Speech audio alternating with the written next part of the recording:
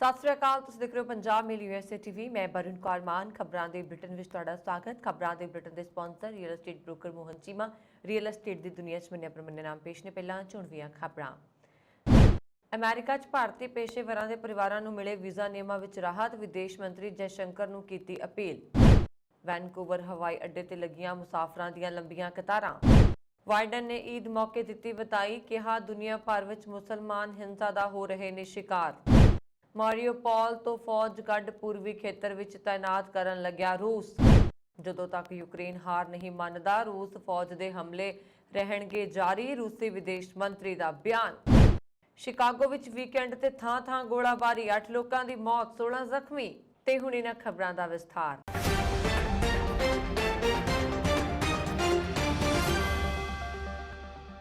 2 ਸਾਲ ਦੀ ਦੇਰੀ ਤੋਂ ਬਾਅਦ ਆਖਰਕਾਰ ਚੀਨ ਨੇ ਕੁਝ ਭਾਰਤੀ ਵਿਦਿਆਰਥੀਆਂ ਨੂੰ ਆਪਣੀ ਪੜ੍ਹਾਈ ਜਾਰੀ ਰੱਖਣ ਲਈ ਆਗਿਆ ਦੇ ਦਿੱਤੀ ਹੈ, ਪਰ ਅਜੇ ਵੀ ਵੱਡੀ ਗਿਣਤੀ ਵਿੱਚ ਅਜਿਹੇ ਭਾਰਤੀ ਨੌਕਰੀ ਪੇਸ਼ਾ ਲੋਕ ਨੇ ਜਿਹੜੇ ਕੋਵਿਡ ਕਾਰਨ ਚੀਨੀ ਸਰਕਾਰ ਦੇ ਵੀਜ਼ਾ ਨਿਯਮਾਂ ਦੀ ਪਾਬੰਦੀ ਕਾਰਨ ਆਪਣੇ ਪਰਿਵਾਰਾਂ ਤੋਂ ਵਿਛੜ ਗਏ ਨੇ।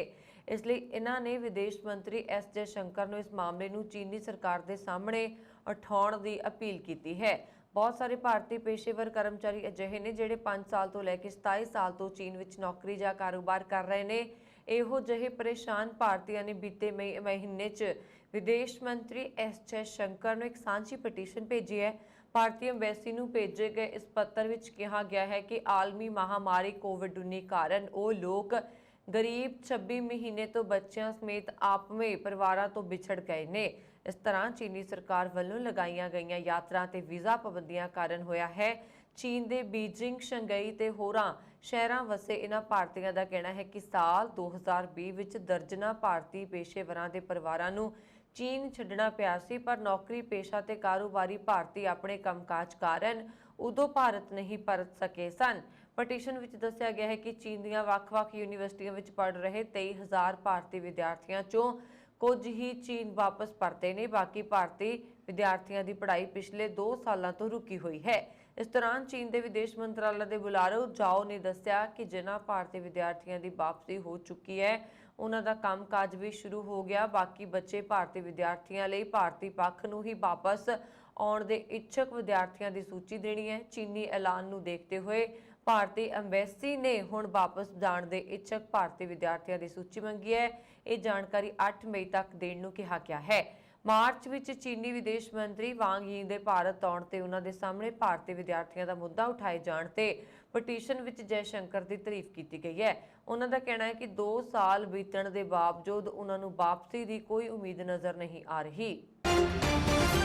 ਕੈਨੇਡਾ ਦੇ ਵੈਨਕੂਵਰ ਇੰਟਰਨੈਸ਼ਨਲ ਏਅਰਪੋਰਟ ਰਾਹੀਂ ਆਉਣ ਜਾਣ ਵਾਲੇ ਮੁਸਾਫਰ ਖੱਜਲ ਖੁਆਰ ਹੋ ਰਹੇ ਨੇ। ਸਿਕਿਉਰਿਟੀ ਸਕਰੀਨਿੰਗ ਸਟਾਫ ਦੀ ਕਮੀ ਕਾਰਨ ਹਵਾਈ ਅੱਡੇ ਤੇ ਮੁਸਾਫਰਾਂ ਦੀਆਂ ਲੰਬੀਆਂ ਕਤਾਰਾਂ ਦੇਖੀਆਂ ਜਾ ਸਕਦੀਆਂ ਨੇ। ਏਅਰਪੋਰਟ ਦੀ ਵੈਬਸਾਈਟ ਤੇ ਨਜ਼ਰ ਆ ਰਹੇ ਸੁਨੇਹੇ ਵਿੱਚ ਕਿਹਾ ਗਿਆ ਹੈ ਕਿ Canadian air transport security authority ਕੋਲ ਸਟਾਫ ਦੀ ਕਿੱਲਤ ਕਾਰਨ ਮੁਸਾਫਰਾਂ ਨੂੰ ਜਾਂਚ ਪ੍ਰਕਿਰਿਆ ਤੋਂ ਵਿਹਲਾ ਕਰਨ ਵਿੱਚ ਜ਼ਿਆਦਾ ਸਮਾਂ ਲੱਗ ਰਿਹਾ ਹੈ, ਜਿਸ ਦੇ ਸਿੱਟੇ ਵਜੋਂ ਲੰਬੀਆਂ ਕਤਾਰਾਂ ਲੱਗ ਰਹੀਆਂ ਨੇ। ਅਮਰੀਕੀ ਰਾਸ਼ਟਰਪਤੀ ਜੋ ਬਾਈਡਨ ਨੇ ਸੋਮਵਾਰ ਨੂੰ ਕਿਹਾ ਕਿ ਦੁਨੀਆ ਭਰ ਦੇ ਮੁਸਲਮਾਨ ਹਿੰਸਾ ਦਾ ਸ਼ਿਕਾਰ ਹੋ ਰਹੇ ਨੇ। ਇਸ ਦੇ ਨਾਲ ਹੀ ਉਹਨਾਂ ਨੇ ਕਿਹਾ ਕਿ ਮੁਸਲਿਮ ਭਾਈਚਾਰਾ ਅਮਰੀਕਾ ਨੂੰ ਦਿਨ-ਬ-ਦਿਨ ਮਜ਼ਬੂਤ ਕਰ ਰਿਹਾ ਹੈ, ਹਾਲਾਂਕਿ ਇਹ ਖੁਦ ਸਮਾਜ ਵਿੱਚ ਅਸਲ ਚੁਣੌਤੀਆਂ ਅਤੇ ਖਤਰਿਆਂ ਦਾ ਸਾਹਮਣਾ ਕਰ ਰਿਹਾ ਹੈ। ਬਾਈਡਨ ਨੇ ਇਹ ਗੱਲ ਵਾਈਟ ਹਾਊਸ ਵਿੱਚ ਈਦ ਉਲ ਫਿਤਰ ਦੇ ਮੌਕੇ ਤੇ ਕਹੀ। ਬਾਈਡਨ ਨੇ ਕਿਹਾ ਕਿ ਉਹਨਾਂ ਨੇ ਪਹਿਲੀ ਵਾਰ ਇੱਕ ਮੁਸਲਮਾਨ ਨੂੰ ਅੰਤਰਰਾਸ਼ਟਰੀ ਧਾਰਮਿਕ ਆਜ਼ਾਦੀ ਦੇ ਦੂਤ ਘਰ ਇੰਚਾਰਜ ਦੇ ਅਹੁਦੇ ਤੇ ਨਿਯੁਕਤ ਕੀਤਾ ਹੈ। ਉਹਨਾਂ ਨੇ ਕਿਹਾ ਕਿ ਇਹ ਬਹੁਤ ਮਹੱਤਵਪੂਰਨ ਹੈ ਕਿਉਂਕਿ ਅੱਜ ਪੂਰੀ ਦੁਨੀਆ ਵਿੱਚ ਅਸੀਂ ਦੇਖ ਰਹੇ ਹਾਂ ਬਹੁਤ ਸਾਰੇ ਮੁਸਲਮਾਨ ਹਿੰਸਾ ਦਾ ਸ਼ਿਕਾਰ ਹੋ ਰਹੇ ਨੇ। ਕਿਸੇ ਨੂੰ ਵੀ ਉਹਨਾਂ ਦੇ ਧਾਰਮਿਕ ਵਿਸ਼ਵਾਸਾਂ ਲਈ ਪਰੇਸ਼ਾਨ ਨਹੀਂ ਕੀਤਾ ਜਾਣਾ ਚਾਹੀਦਾ। ਇਸ ਪ੍ਰੋਗਰਾਮ ਵਿੱਚ ਪਹਿਲੀ ਮਹਿਲਾ ਜ਼ਲ ਬਾਈਡਨ, ਮਸਜਿਦ ਦੇ ਇਮਾਮ ਮੁਹੰਮਦ ਡਾਕਟਰ ਤਾਲਿਬ ਐਮ ਸ਼ਾਰੀਫ ਅਤੇ ਪਾਕਿਸਤਾਨੀ ਗਾਇਕ ਅਤੇ ਸੰਗੀਤਕਾਰ ਅਰੂਜ਼ ਆਫਤਾਬ ਵੀ ਇਸ ਸਮਾਗਮ ਵਿੱਚ ਸ਼ਾਮਲ ਹੋਏ। ਬਾਈਡਨ ਨੇ ਕਿਹਾ ਕਿ ਅਸੀਂ ਉਹਨਾਂ ਸਾਰਿਆਂ ਨੂੰ ਯਾਦ ਕਰਦੇ ਹਾਂ ਜੋ ਇਸ ਪਵਿੱਤਰ ਦਿਹਾੜੇ ਨੂੰ ਮਨਾਉਣ ਵਿੱਚ ਅਸਮਰਥ ਨੇ, ਜਿਨ੍ਹਾਂ ਵਿੱਚ ਉਈਗਰ, ਰੋਹਿੰਗਿਆ ਭਾਈਚਾਰੇ ਦੇ ਲੋਕ ਵੀ ਸ਼ਾਮਲ ਨੇ ਜੋ ਅਕਾਲ, ਹਿੰਸਾ, ਸੰਘਰਸ਼ ਅਤੇ ਬਿਮਾਰੀਆਂ ਨਾਲ ਜੂਝ ਰਹੇ ਨੇ। ਉਹਨਾਂ ਨੇ ਅੱਗੇ ਕਿਹਾ ਕਿ ਦੁਨੀਆ ਵਿੱਚ ਉਮੀਦ ਅਤੇ ਤਰੱਕੀ ਦੇ ਚਿੰਨ੍ਹਾਂ ਦਾ ਸਨਮਾਨ ਕਰੋ, ਜਿਸ ਵਿੱਚ ਜੰਗਬੰਦੀ ਵੀ ਸ਼ਾਮਲ ਹੈ, ਜਿਨ੍ਹਾਂ ਨੇ 6 ਸਾਲਾਂ ਵਿੱਚ ਪਹਿਲੀ ਵਾਰ ਯਮਨ ਵਿੱਚ ਲੋਕਾਂ ਨੂੰ ਰਮਜ਼ਾਨ ਅਤੇ ਈਦ ਸ਼ਾਂਤੀ ਨਾਲ ਮਨਾਉਣ ਦੀ ਆਗਿਆ ਦਿੱਤੀ ਹੈ। ਬਾਈਡਨ ਨੇ ਕਿਹਾ, ਪਰ ਨਾਲ ਹੀ ਸਾਨੂੰ ਇਹ ਵੀ ਸਵੀਕਾਰ ਕਰਨਾ ਹੋਏਗਾ ਕਿ ਵਿਦੇਸ਼ਾਂ ਅਤੇ ਇੱਥੇ ਦੇਸ਼ ਵਿੱਚ ਬਹੁਤ ਕੰਮ ਕੀਤਾ ਜਾਣਾ ਬਾਕੀ ਹੈ।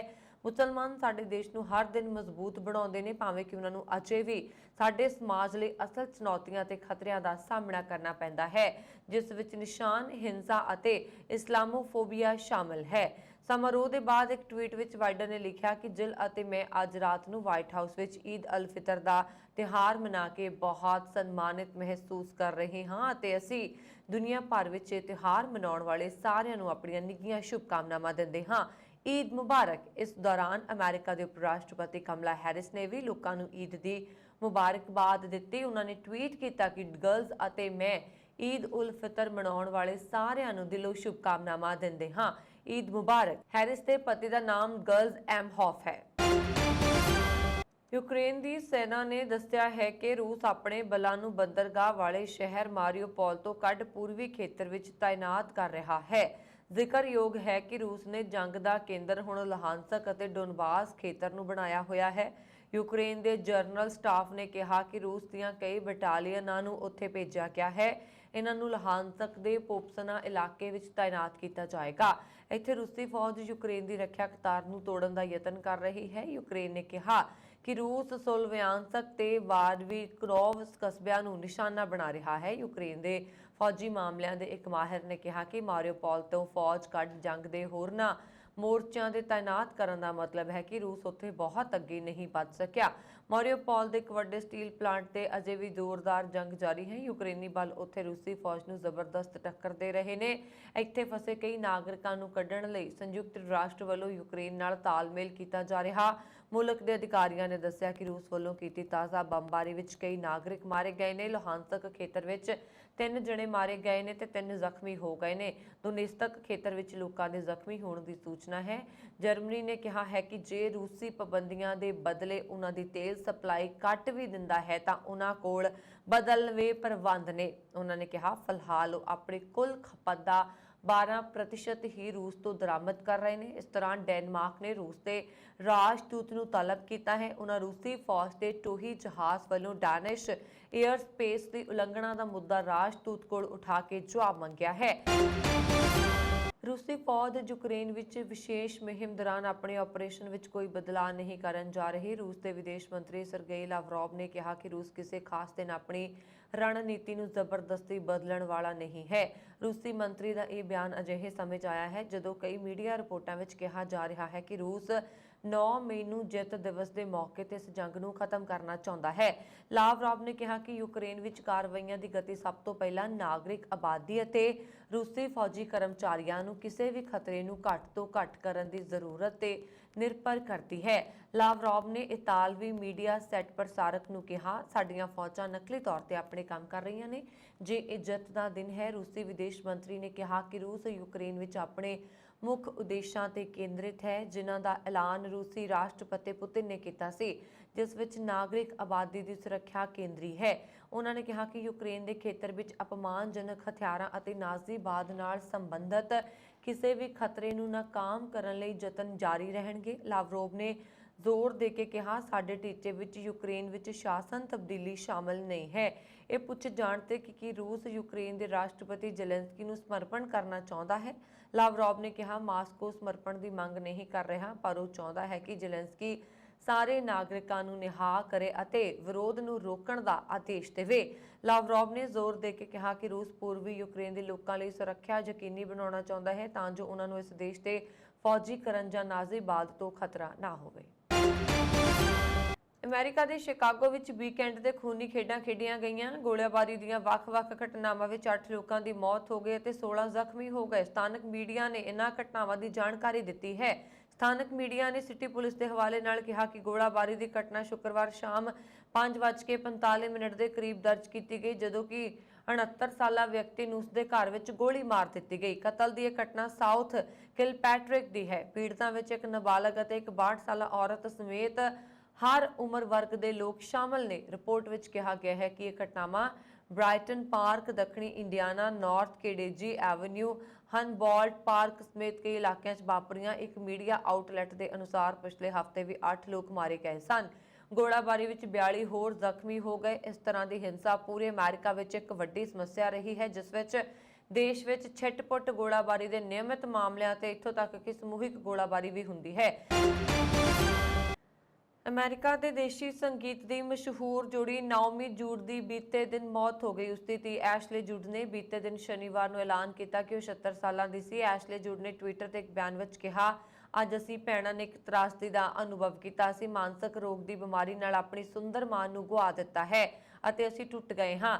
ਐਸ਼ਲੇ ਜੂਡ ਨੇ ਟਵਿੱਟਰ ਤੇ ਇੱਕ ਬਿਆਨ ਵਿੱਚ ਇਸ ਦੀ ਸੂਚਨਾ ਦਿੱਤੀ ਅਤੇ ਮੌਤ ਦੀ ਪੁਸ਼ਟੀ ਕੀਤੀ। ਅਸੀਂ ਡੂੰਘੇ ਦੁੱਖ ਨੂੰ ਨੈਵੀਗੇਟ ਕਰ ਰਹੇ ਹਾਂ ਅਤੇ ਜਾਣਦੇ ਹਾਂ ਕਿ ਜਿਵੇਂ ਅਸੀਂ ਉਸ ਨੂੰ ਪਿਆਰ ਕਰਦੇ ਹਾਂ, ਉਸ ਨੂੰ ਉਸਦੇ ਲੋਕਾਂ ਦੁਆਰਾ ਪਿਆਰ ਕੀਤਾ ਗਿਆ ਸੀ। ਬਿਆਨ ਵਿੱਚ ਅੱਗੇ ਕਿਹਾ ਗਿਆ ਹੈ, ਅਸੀਂ ਅਣਜਾਣ ਖੇਤਰ ਵਿੱਚ ਹਾਂ। ਬ੍ਰਿਟੇਨ ਦੇ ਇੱਕ ਅਧਿਐਨ ਅਨੁਸਾਰ ਰੂਸ ਦੇ ਸਾਈਬਰ ਸੈਨਿਕਾਂ ਨੇ ਹੋਰਨਾਂ ਦੇਸ਼ਾਂ ਦੇ ਨੇਤਾਵਾਂ ਵਿਰੁੱਧ ਨਵੀਂ ਮੁਹਿੰਮ ਛੇੜੀ ਹੈ ਤੇ ਯੂਕਰੇਨ ਤੇ ਆਪਣੇ ਹਮਲੇ ਨੂੰ ਜਾਇਜ਼ ਠਹਿਰਾਉਣ ਲਈ ਵੱਡੇ ਪੱਧਰ ਤੇ ਦੁਸ਼ਪ੍ਰਚਾਰ ਲਈ ਸੋਸ਼ਲ ਮੀਡੀਆ ਮੰਚਾਂ ਦਾ ਉਪਯੋਗ ਕਰ ਰਹੇ ਨੇ।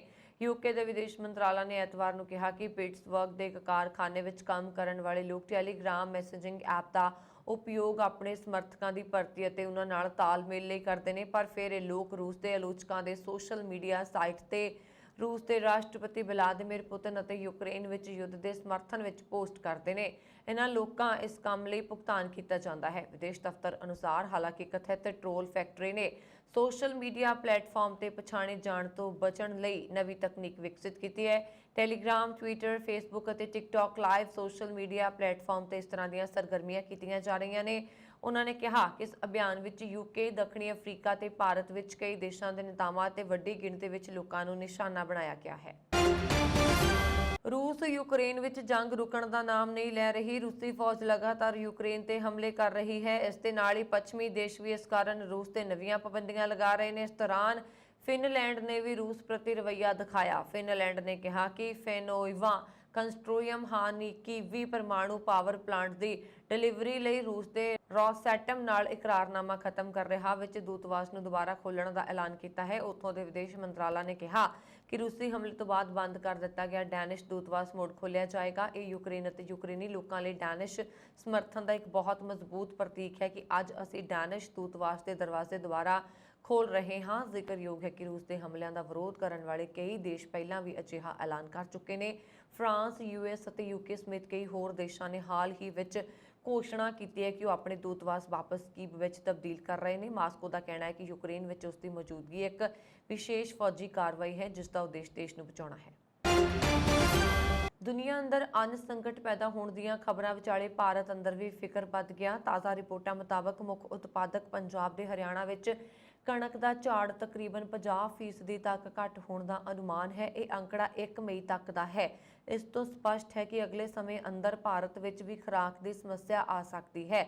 ਹਾਸਲ ਜਾਣਕਾਰੀ ਮੁਤਾਬਕ ਹਾੜੀ ਸੀਜ਼ਨ ਵਿੱਚ ਵੱਡੇ ਪੱਧਰ ਤੇ ਬਰਾਮਦ ਤੇ ਪੰਜਾਬ ਤੇ ਹਰਿਆਣਾ ਦੀਆਂ ਮੰਡੀਆਂ ਵਿੱਚ ਕਣਕ ਦੀ ਆਮਦ ਘੱਟ ਹੋਣ ਕਾਰਨ ਕੇਂਦਰ ਸਰਕਾਰ ਵੱਲੋਂ 1 ਮਈ ਤੱਕ ਕਣਕ ਦੀ ਖਰੀਦ 44% ਤੱਕ ਘੱਟ ਕੇ 162 ਲੱਖ ਟਨ ਰਹਿ ਗਈ ਹੈ। ਮੌਜੂਦਾ ਹਾੜੀ ਸੀਜ਼ਨ ਵਿੱਚ 1 ਮਈ ਤੱਕ ਸਰਕਾਰੀ ਏਜੰਸੀਆਂ ਵੱਲੋਂ ਹੁਣ ਤੱਕ ਲਗਭਗ 162 ਲੱਖ ਟਨ ਕਣਕ ਦੀ ਖਰੀਦ ਹੋ ਚੁੱਕੀ ਹੈ, ਜਦਕਿ ਪਿਛਲੇ ਵਰੇ 288 ਲੱਖ ਟਨ ਸੀ।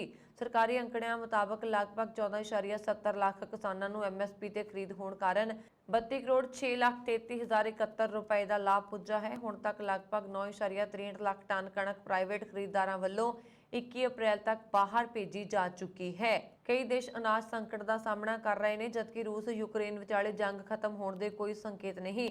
ਜੇਕਰ ਜੰਗ ਨੂੰ ਜਲਦੀ ਨਾ ਰੋਕਿਆ ਗਿਆ ਤਾਂ ਸ਼ਰਨਾਰਥੀਆਂ ਦੀਆਂ ਜਾਨਾਂ, ਮੌਤਾਂ ਤੇ ਜ਼ਖਮੀਆਂ ਦੀ ਗਿਣਤੀ ਵਧਣ ਦੇ ਨਾਲ-ਨਾਲ ਪੂਰੀ ਦੁਨੀਆ ਨੂੰ ਭਿਆਨਕ ਅਕਾਲ ਦੇ ਖਤਰੇ ਦਾ ਸਾਹਮਣਾ ਕਰਨਾ ਪੈ ਸਕਦਾ ਹੈ। ਦੁਨੀਆ ਇੱਕ ਵਾਰ ਫਿਰ ਰੋਟੀ ਨੂੰ ਤਰਸੇਗੀ। ਮਾਹਿਰਾਂ ਦਾ ਕਹਿਣਾ ਹੈ ਕਿ ਇਹ ਜੰਗ ਦੁਨੀਆ ਨੂੰ ਭੋਜਨ ਸੰਕਟ ਵੱਲ ਧੱਕ ਸਕਦੀ ਹੈ। ਦਰਅਸਲ ਮਾਹਿਰਾਂ ਵੱਲੋਂ ਅਜਿਹਾ ਦਾਅਵਾ ਕਰਨ ਪਿੱਛੇ ਇੱਕ ਵੱਡਾ ਕਾਰਨ ਹੈ। ਇਹ ਲੜਾਈ ਰੂਸ ਤੇ ਯੂਕਰੇਨ ਵਿਚਾਲੇ ਚੱਲ ਰਹੀ ਹੈ। ਇਸ ਯੁੱਧ ਤੋਂ ਪਹਿਲਾਂ ਇਹ ਦੋਵੇਂ ਦੇਸ਼ ਦੁਨੀਆ ਵਿੱਚ ਸਭ ਤੋਂ ਵੱਧ ਅਨਾਜ ਵੇਚਦੇ ਸੀ। ਉਹ ਬਨਸਪਤੀ ਤੇਲ ਤੇ ਵੱਖ-ਵੱਖ ਅਨਾਜ ਦੇ ਪ੍ਰਮੁੱਖ ਨਿਰਯਾਤਕ ਸਨ। ਇੰਨਾ ਹੀ ਨਹੀਂ, ਰੂਸ ਪੈਟਰੋਲ ਤੇ ਗੈਸ ਵਰਗੇ ਈਂਧਨ ਦਾ ਸਭ ਤੋਂ ਵੱਡਾ ਨਿਰਯਾਤਕ ਵੀ ਹੈ। ਇਸ ਲਈ ਦੁਨੀਆ ਭਰ ਵਿੱਚ ਇਸ ਦੀ ਕੀਮਤ ਵੱਧ ਰਹੀ ਹੈ। ਜਾਕੋ ਰਾਖੇ ਸਾਈਆਂ ਮਾਰ ਸਕੇ ਨਾ ਕੋਈ, ਇਸ ਤਰ੍ਹਾਂ ਇਸ ਘਟਨਾ ਤੇ ਬਿਲਕੁਲ ਢੁਕਵੀਆਂ ਬੈਠਦੀਆਂ ਨੇ, ਜਿੱਥੇ ਘਟਨਾ ਦੇ ਲਗਭਗ 50 ਘੰਟੇ ਬਾਅਦ ਚੀਨ ਵਿੱਚ ਢਹਿ-ਢੇਰੀ ਇਮਾਰਤ ਦੇ ਮਲਬੇ ਵਿੱਚੋਂ ਐਤਵਾਰ ਨੂੰ ਇੱਕ ਔਰਤ ਨੂੰ ਜਿਉਂਦੇ ਬਚਾਇਆ ਗਿਆ। ਦਰਜਨਾਂ ਲੋਕ ਅਜੇ ਵੀ ਫਸੇ ਜਾਂ ਲਾਪਤਾ ਨੇ। ਚੀਨ ਦੇ ਸਰਕਾਰੀ ਮੀਡੀਆ ਨੇ ਇਹ ਜਾਣਕਾਰੀ ਦਿੱਤੀ ਹੈ।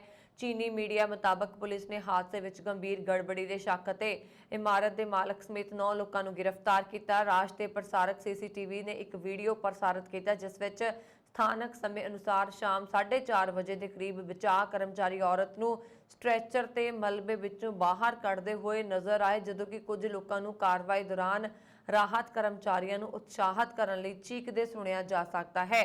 ਔਰਤ ਨੂੰ ਹਸਪਤਾਲ ਲਿਜਾਇਆ ਗਿਆ। ਜ਼ਿਕਰਯੋਗ ਹੈ ਕਿ ਹੁਨਾਨ ਸੂਬੇ ਦੀ ਰਾਜਧਾਨੀ ਚੰਗਾਸ਼ਾ ਵਿੱਚ ਸ਼ੁੱਕਰਵਾਰ ਦੁਪਹਿਰ ਢਹਿਣ ਵਾਲੀ ਇਮਾਰਤ 'ਚੋਂ ਹੁਣ ਤੱਕ ਇੱਕ ਔਰਤ ਸਮੇਤ 6 ਲੋਕਾਂ ਨੂੰ ਬਚਾਇਆ ਜਾ ਚੁੱਕਾ ਹੈ। ਚੰਡੀਗੜ੍ਹ ਵਿੱਚ ਅਗਰਬੱਤੀ ਬਣਾਉਣ ਵਾਲੀ ਇੱਕ ਕੰਪਨੀ ਜਪਜੀ ਸਾਹਿਬ ਦੇ ਗੁਟਕਾ ਸਾਹਿਬ ਨੂੰ ਹਿੰਦੀ ਵਿੱਚ ਪ੍ਰਕਾਸ਼ਿਤ ਕਰਕੇ ਅਗਰਬੱਤੀ ਨਾਲ ਵੇਚ ਰਹੀ ਹੈ। ਸ਼੍ਰੋਮਣੀ ਗੁਰਦੁਆਰਾ ਪ੍ਰਬੰਧਕ ਕਮੇਟੀ ਨੇ ਸ਼ਿਕਾਇਤ ਮਿਲਣ ਤੋਂ ਬਾਅਦ ਨੋਟਿਸ ਲੈਂਦਿਆਂ ਇੱਕ ਕਮੇਟੀ ਦਾ ਗਠਨ ਕਰਕੇ ਜਾਂਚ ਦੇ ਹੁਕਮ ਦਿੱਤੇ ਨੇ।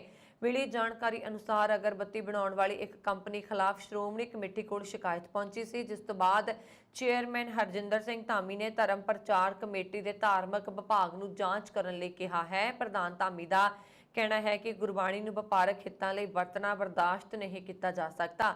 ਜਾਂਚ ਦੀ ਰਿਪੋਰਟ ਦੇ ਆਧਾਰ ਤੇ ਸੰਬੰਧਿਤ ਕੰਪਨੀ ਖਿਲਾਫ ਕਾਰਵਾਈ ਕੀਤੀ ਜਾਵੇਗੀ। ਸ਼੍ਰੋਮਣੀ ਕਮੇਟੀ ਦੇ ਸਹਾਇਕ ਸਕੱਤਰ ਕੁਲਵਿੰਦਰ ਸਿੰਘ ਨੇ ਦੱਸਿਆ ਕਿ ਇੱਕ ਵਿਅਕਤੀ ਨੇ ਇਹ ਮਾਮਲਾ ਸ਼੍ਰੋਮਣੀ ਕਮੇਟੀ ਦੇ ਧਿਆਨ ਵਿੱਚ ਲਿਆਂਦਾ ਸੀ, ਜਿਸ ਤੋਂ ਬਾਅਦ ਸ਼੍ਰੋਮਣੀ ਕਮੇਟੀ ਪ੍ਰਧਾਨ ਨੇ ਜਾਂਚ ਦੇ ਹੁਕਮ ਦਿੱਤੇ ਨੇ। ਚੰਡੀਗੜ੍ਹ ਸਥਿਤ ਇੱਕ ਕੰਪਨੀ ਅਗਰਬੱਤੀ ਬਣਾਉਂਦੀ ਹੈ। ਕੰਪਨੀ ਨੇ ਹਿੰਦੀ ਭਾਸ਼ਾ ਵਿੱਚ ਜਪਜੀ ਸਾਹਿਬ ਦਾ ਗੁਟਕਾ ਤਿਆਰ ਕੀਤਾ ਹੈ ਅਤੇ ਉਸ ਨਾਲ ਉਹ ਆਪਣੀ ਕੰਪਨੀ ਦੀ ਮਸ਼ਹੂਰੀ ਕਰ ਰਹੀ ਹੈ।